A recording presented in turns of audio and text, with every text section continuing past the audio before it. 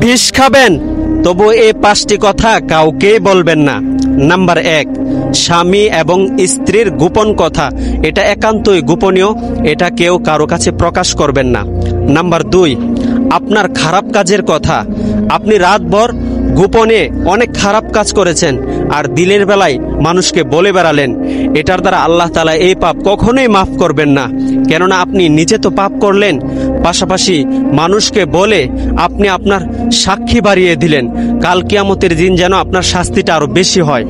Number 3, উপার্জনের কথা, আপনি কয় টাকা উপার্জন করেন এটা মানুষের কাছে বেশি একটা বলবেন না, কেননা এটার দ্বারা আপনার উপর বদনজর পড়তে পারে।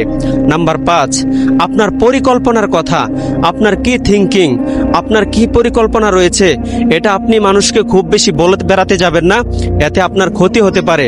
নাম্বার 5, আপনি যদি জ্ঞানী হন তাহলে আপনার এই জ্ঞানের কথা কখনোই মানুষকে বলে বেড়াবেন না যে আমি এটা জানি ওইটা জানি।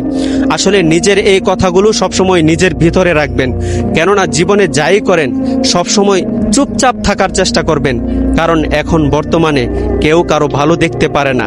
আর এই ভিডিওটি ভালো লাগলে শেয়ার করে দিবেন ইনশাআল্লাহ।